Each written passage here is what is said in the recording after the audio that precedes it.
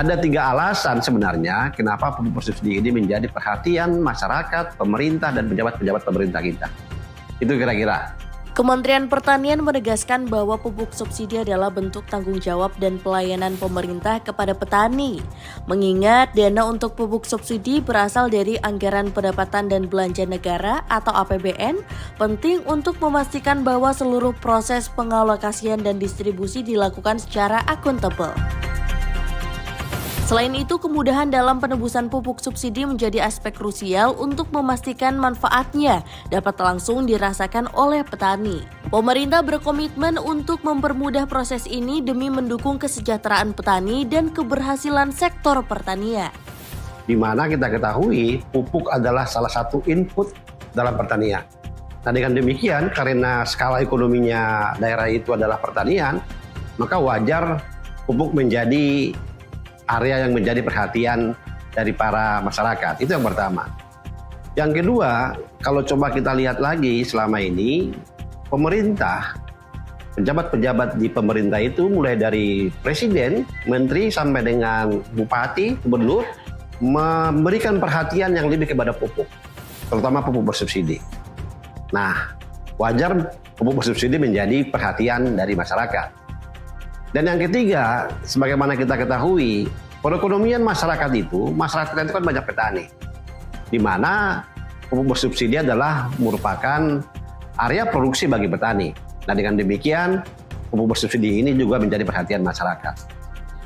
Hotman Tambunan menjelaskan dalam upaya meningkatkan akuntabilitas dalam pengelolaan dana negara, pemerintah kini menerapkan mekanisme baru untuk penebusan pupuk bersubsidi melalui penggunaan KTP yang terintegrasi dengan aplikasi iPubers. Sistem ini secara otomatis akan memeriksa ketersediaan stok pupuk melalui aplikasi Reken yang dikelola oleh PT Pupuk Indonesia atau Persero, serta memverifikasi data penerima pupuk subsidi sesuai dengan Sistem Elektronik Rencana Definitif Kebutuhan Kelompok atau ERDKK. Langkah ini bertujuan untuk memastikan transparansi dan efisiensi dalam distribusi pupuk bersubsidi. Tapi dengan penebusan sekarang dengan menggunakan iPubers, itu sangat mudah sekali. Dengan iPubers, segala kesulitan dan kerumitan masyarakat untuk menebus pupuk bersubsidi, kita alihkan kepada Kementerian Pertanian dan PHC. Jadi beban penebusan pupuk yang dulu disebutkan rumit itu, sekarang itu kita berikan kepada PHC dan Kementerian Pertanian. Silakan petani datang membawa dirinya dan KTP-nya, dia bisa menebus pupuk. Dan dengan peraturan yang sekarang, kalau si petani sudah terdaftar di RDKK dan masih mempunyai jatah di alokasi, dia bisa menebus pupuk kapan saja.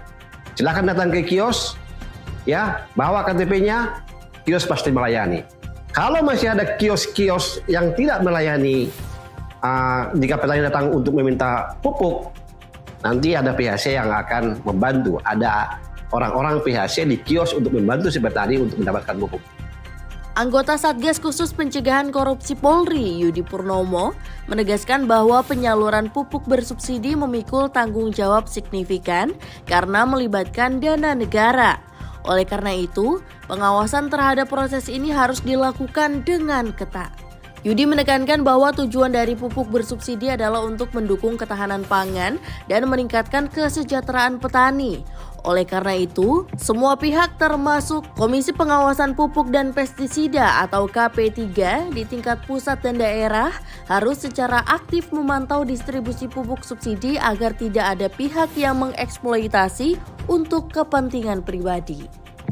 Tetapi kita harus objektif yang mengatakan bahwa banyak kok kasus-kasus juga yang ditindaklanjuti oleh penegak hukum ketika paling banyak hal ya adalah ketika menjual pupuk subsidi kepada mereka yang tidak berhak gitu kan, kemudian atau memindahkan pupuk subsidi dijual ke kota lain tanpa mengikuti aturan yang ada seperti itu.